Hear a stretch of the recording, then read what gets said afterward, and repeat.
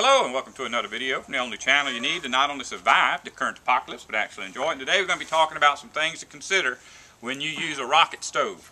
Now these rocket stoves are becoming all the rage in the prepper survivalist community, and a lot of that's simply because the word prepper and survivalist are often attached to this product. Now this particular one has got two doors on it because this model can burn either charcoal or sticks. And when I say sticks, I mean sticks. You'll never put a log in that little bitty hole there. You just use any kind of stuff you find, and every day I find enough fallen sticks out in my woods to have a meal every day without using a chainsaw or anything else. Now, just because this thing is a prepper tool or survivalist tool is no reason to go out and buy one.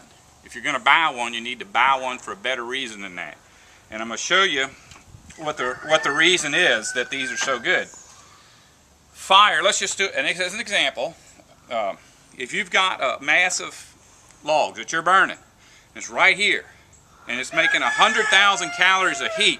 You're not making 100,000 calories of heat right here. You're making it everywhere, and it's not 100,000 calories. It'll be 100 calories here, 100 calories here, 100 calories over there, and so that's not very efficient.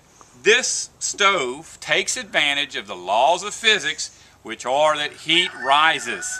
So when you're burning something here, you don't have heat coming out this door. It's only coming up through this hole because wind to feed the fire has to be going in the hole. So that airflow going in to feed that fire is going to keep the heat from coming out. So what happens is you have a lot of heat concentrated on this one spot right here. It's not going to be the full amount because nothing's 100% efficient. But we're going to show you how to increase your efficiency. This is a windbreak. You put that on there. Now, not only have you got your heat concentrated here, it can't escape out from underneath the pot. You see, if this pot was up here, it could just come out here and just blow away when it got off the bottom of the stove, or the top of the stove. With this here windbreak, now you've got the heat concentrated on the bottom of the pan, plus concentrated on the sides of the pan. So you're not going to have the problem of losing a lot of heat. Now something else that can make it even more efficient is to have a pressure cooker. Pressure cookers are a very efficient way to cook. You can cook a chicken that would normally take an hour in 15 minutes. So if you're concerned about using a lot of fuel and you know that you've got to ration it, good thing to have a pressure cooker. And if you are in your house and this is what you're going to use to cook on, that is a very wise thing to have. But say you're going to use this to bug out. First thing, this stove is rather heavy. It's very heavy because it's lined with fire bricks. So you want to drag something that's lightweight. See this? This is an antique. It's not a pressure cooker. It uses a little bit of the technology of a pressure cooker, but it's lightweight aluminum. And it's called a, what is it called? Waterless cooker by Health. Waterless cookers. These things were marketed in the 30s and 40s and 50s. And basically it was for people that knew they would never be able to afford a pressure cooker. And so this was a cheap alternative. And it also advertised a lot of advantages over standard issue cookware.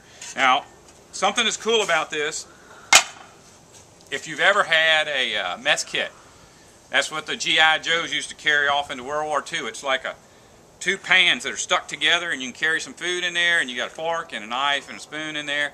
And when it unfolds, the bottom part of it becomes a skillet, and the top part becomes a plate or a bowl. That's what the way this is working. Now, all this stuff didn't come with this. I'm going to show you a cheap way to turn this thing into a super lightweight, super compact kitchen.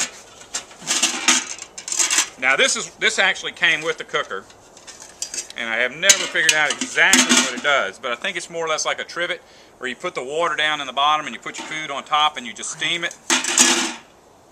But all this stuff fits in here, and this is not like a Coleman cookware set. This is the cookware set that they sold at Walmart about 15 years ago.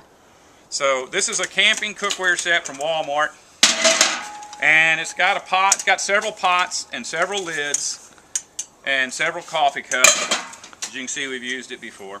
But you know, everything unfolds so that you've got your skillet that fits inside of all this other stuff. And it's just a cool thing that you can have an entire kitchen locked down in your bug out car or bug out kit or however you want to call it. Now I already told you the advantages of having a pressure cooker. If you're staying at your house for an emergency and you've got got limited amounts of fuel to burn, then you want the pressure cooker. But this here is good for bugging out. This last thing I'm going to show you is just a popcorn popper for this particular stove. And everybody knows I keep tons of popcorn around here because it's a really quick way to, get a lot of carbohydrates, and it's enjoyable. This popcorn popper, of course, this was sent to me by Tyrell, and I think he said he was going to give a free one to everybody that subscribed to his channel for the first 10,000 people that subscribed. So go to Tyrell's channel and subscribe. He'll send you one of these for free.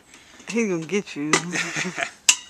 Anyways, no, this is how they work. It's just got a little blade in there that as you're turning it, it just keeps your popcorn from staying on the bottom. It kind of stirs it, so as it's popping, you don't have the seeds sitting on top of the popcorn. The seeds keep falling down to the bottom.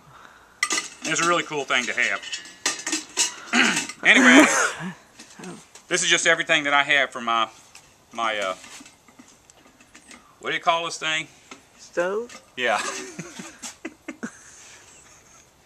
Okay, that's good. If you don't listen to me if you want to survive.